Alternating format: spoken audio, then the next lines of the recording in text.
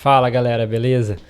Na aula de hoje a gente vai dar continuidade para a questão da dualidade e hoje nós vamos ver um pouquinho da analogia entre as tabelas de método simplex primal e dual e depois a gente faz a nossa interpretação. Vamos lá?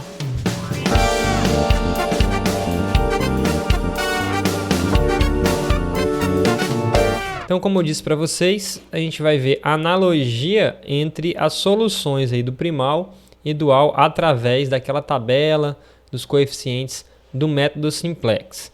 Então, porque até agora a gente entendeu o básico com relação à dualidade. Então, que tipos de interpretações podemos explorar e o que pode vir dessa teoria. Então, isso que a gente vai discutir um pouco na aula de hoje. Então, para poder a gente fazer essa analogia, eu tenho que seguir alguns critérios. E eu já falei um pouquinho no vídeo passado que a solução ótima primal ela corresponde à solução ótima dual, isso em módulo, né? A gente viu lá que o módulo de Z é exatamente igual ao módulo de D.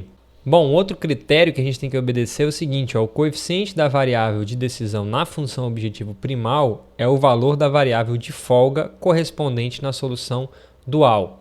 Exatamente isso aqui, ó, o coeficiente de x1 ele vai virar um valor da folga de y, tá bom? Então a gente vai ver isso aqui lá na tabela. Da mesma forma, quando a gente fala aqui, ó, o coeficiente da variável de folga da função objetivo primal é o valor da variável de decisão correspondente na solução dual. Significa o seguinte, o coeficiente da folga x ele vai virar o valor de y. Então a gente vai ver essas relações aí entre dual e primal. Então, como a gente viu antes, o primal é dual do próprio dual, e então vale o raciocínio no sentido dual primal. Essa ideia aí de relação inversa uma com a outra é sempre bom estar claro na nossa cabeça para que a gente possa ter as interpretações de forma satisfatória. Tá, mas como que eu escrevo essas soluções aí de um com o outro? Vamos lá. Então, primeiramente, eu tenho aqui o meu modelo primal, um exemplo aqui, e aí eu tenho que escrever o quadro de coeficientes do modelo dual, partindo do primal. Então, vamos supor que eu sei escrever isso daqui e sei resolver. Como que eu escreveria esse modelo aqui, primal? Eu acrescento as variáveis de folga, não é isso que a gente viu? Troco os sinais de igualdade e monto o meu quadro de coeficientes. Está lá. Coloquei aqui função objetivo, primeira restrição, segunda restrição e terceira restrição. Monto lá meu quadro de coeficientes, as variáveis canônicas, antes de resolver, né? Tá aqui sempre para as variáveis de folga. E aí depois a gente começa aqueles nossos procedimentos. Esse aqui é a variável que entra, descobre qual é a variável que sai, aquilo que vocês já viram lá no método simplex. Então, fazendo todo esse procedimento, a gente chega nesse quadro aqui. Então, esse aqui ele é o quadro de coeficientes, a solução, né, do modelo primal. Então, se eu observar aqui, ó, o x1 ele é uma variável não básica, porque ele não tem o padrão 0,01, né?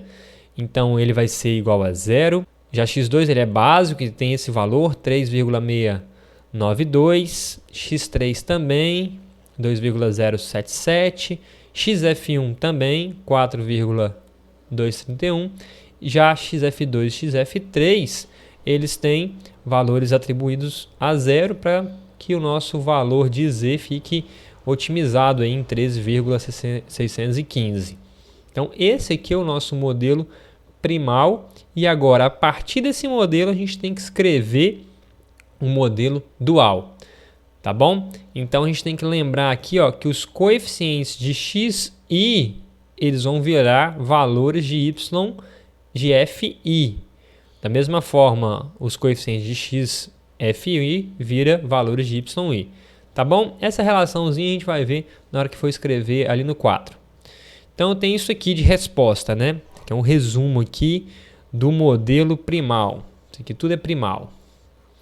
E aí, eu vou agora escrever o dual. Primeiramente, eu vou colocar aqui D vai ser menos 1, 0, 0, 0.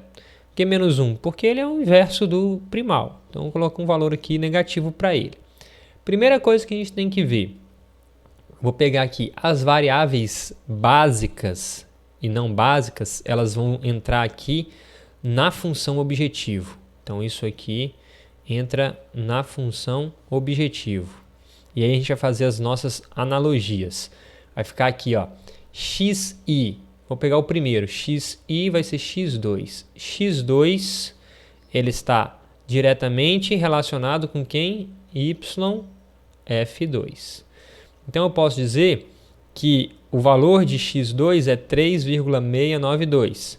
Então o valor de yf2 vai ser 3,692.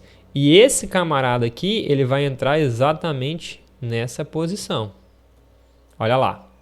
Tá certo? Vou apagar aqui agora. Outra analogia. Já fiz esse. Agora eu vou para o x3. x3 vai virar y de f3. E ele vai ter qual valor?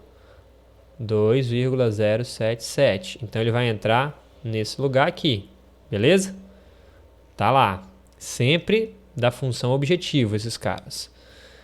Agora esse aqui que é diferente. xf1. xf1, tá aqui. Ele vira quem? yi, né? y1. Que vai ter qual valor? 4,231. Então, no lugar de y1, vai entrar esse camarada, 4,231. Beleza, já fiz esses. E esses caras aqui? x1, ele vai virar quem? Ó, x1 vira y de f1. E ele tem qual valor? 0. Então, vai ser 0. Da mesma forma, o xf2, vamos pensar aqui, vira quem? y2. Então, aqui ele vai entrar 0 e o outro, xf3, vai virar y3. Tá lá, feito. E esse último camarada aqui? Esse cara é o mesmo valor de z, só com sinal contrário, né? Menos 3,615. Então, já montei aqui os meus valores no quadro de coeficientes aí da função objetivo. Agora, eu tenho que reparar, e aí eu vou buscar aqui a minha tabela do primal, nesses resultados aqui, galera, ó, nesses caras aqui. Esses caras, eles vão ser importantes. Se vocês repararem, esse aqui é o modelo primal, tá? O modelo primal. Então, eu vou analisar. Porque eu tenho 3 resultados. Esses 3 resultados eles vão entrar exatamente aqui, tá? Para os valores lá. Lembra que eu falei com vocês? Os valores da função objetivo, lá no dual, ele entra o quê? Eles viram as disponibilidades. Então, vamos lá. x1 é igual a 1,077. Agora, x1, ele está virando quem? yf1, correto? Então, ele está aqui, ó, yf1. Então, aqui eu tenho que ter padrão, porque ele é básico. Então, eu tenho que ter o padrão 0, 1, 0, 0. Então, eu vou colocar aqui, ó, se esse cara aqui, ele é 1,00, ele é 1,077, então aqui eu tenho que ter o padrão 1. Olha lá, ó, 1, 0, 0. Então, eu sei que esse yf1 está associado a 1,077. O outro... E xf2. xf2 vira quem? Ele vira y2. Tá certo? Ó, y2. Então, ele vai entrar aqui. Eu não posso colocar 1 nessa posição porque eu já tenho 1 aqui. Então, ele vem para a posição de baixo. Então, vai ficar assim. Esse segundo resultado vai ter esse padrão aqui em y2. E o último, xf3, vai virar y3. E vai ter esse resultado aqui, 0,385. E aí ele tem que ter o padrão 001, tá lá. Esses camaradas aqui a gente não coloca nada embaixo, eles não têm interpretação. Mas como que a gente ficou com o quadro? A gente ficou assim, ó. Toda a solução do dual. Ficou assim. A variável básica aqui é y2, vale esse valor, 0,846. y3, 0,385 e yf1. igual a 1,077. Variáveis não básicas e aqui o valor de D, que é exatamente o outro, né? Só com um sinal aí em módulo. Então a gente pode ter a seguinte conclusão. Então, dado um problema de programação linear, podemos escolher entre solucionar um modelo primal ou um modelo dual correspondente. A escolha leva em consideração o esforço computacional, que depende do número de restrições, variáveis artificiais e etc. Bom, enquanto a isso, a gente sempre procura resolver o problema que é de maximização, como eu disse anteriormente. Então, o primal era de maximização, ótimo, a gente só faz a interpretação depois. Tá, professor, mas eu calculei tudo isso para quê? Quais são as interpretações que eu posso ter com esses coeficientes? Bom, então agora que entendemos o básico com relação à dualidade, eu vou falar para vocês esses tipos de interpretação que a gente pode explorar e que pode vir dessa teoria, tá bom? Então vamos lá, vamos pegar esse problema inicial, que a gente falou da indústria, que eu tenho quantidade de produto A e B, sendo X1 e X2, e tenho as minhas restrições A, B e C, lá que seriam as minhas disponibilidades, as minhas matérias-primas. Então isso aí é o nosso problema primal. Montamos lá o nosso modelo e chegamos a fazer a nossa solução aqui no modelo primal. Então percebam, eu já fiz a solução, tá? Já resolvi. Quem seriam as variáveis básicas aqui? As variáveis básicas seriam x1 e x2. x1 com valor igual a 4, x2 valor igual a 5. xf1 e xf2 não básicos, né? E xf3 eu tenho aqui variável básica igual a 8. Então ficaria basicamente isso aqui com o valor aí da função objetiva igual a 50. E o que significa essas interpretações desses coeficientes? Aqui o x1 ele está dizendo que vai produzir o produto A em 4 unidades. O x2, o produto B em 5 unidades. xf3 é a folga, é a sobra. Está sobrando 8 unidades aí do recurso C. Tá bom? E as variáveis não básicas seria xf1 e xf2, que está sendo igual a 0, ou seja, recurso A e recurso B não estão sobrando. Seria basicamente isso, tá? De interpretação. E a função objetivo seria igual a 50. Beleza. Como que eu transcrevo isso para o dual? A gente já aprendeu a fazer essa analogia. Partindo daqui agora, eu quero que vocês escrevam o modelo dual. Tenho aqui todas as minhas soluções, tá bom? E aí eu quero que vocês façam o mesmo passo que eu fiz anteriormente. Pausem o vídeo e tentem. Bom, agora eu vou colocar a solução para a gente fazer as interpretações.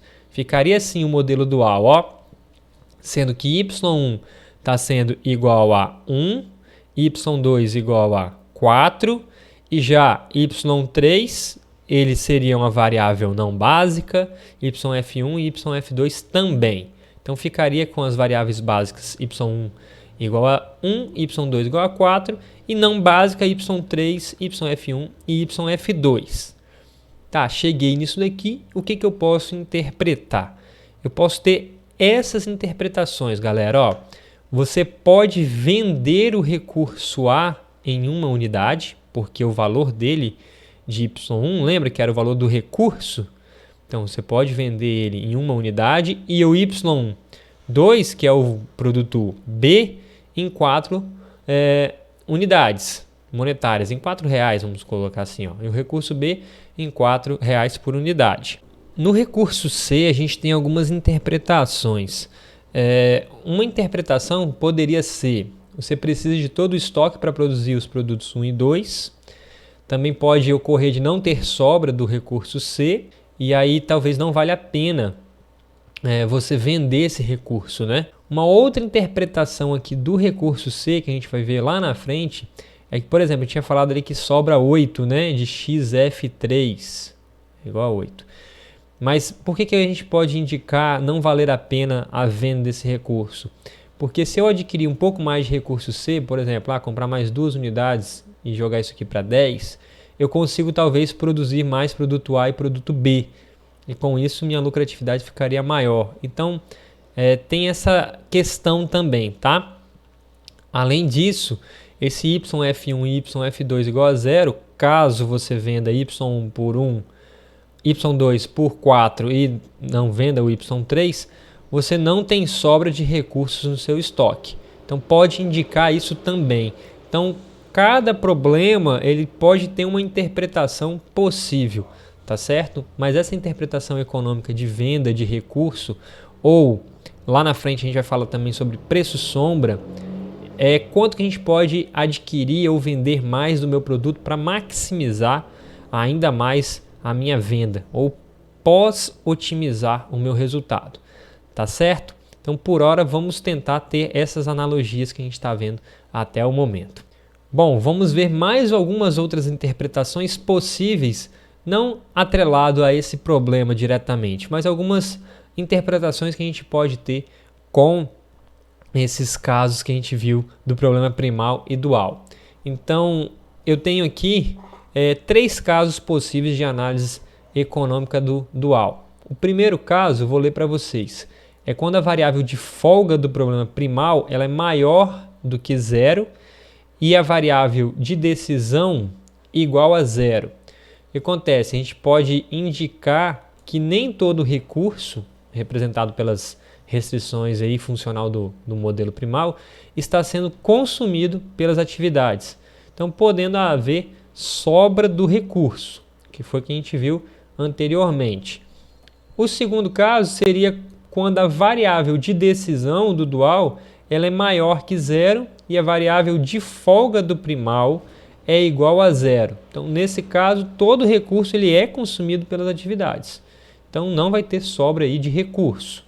E o terceiro caso é quando a variável da decisão do primal é zero na solução ótima e essa atividade não seria realizada, pois o custo é maior do que o lucro. Então, a gente já consegue visualizar esses 3 casos e esse terceiro aqui não seria interessante, tá certo? Então, tenha em mente essas possíveis análises que a gente pode fazer através do primal e do dual, beleza? Então ficamos por aqui, galera, e na próxima aula nós vamos ver mais situações problemas, mais 2 para a gente poder fechar esse assunto. Valeu!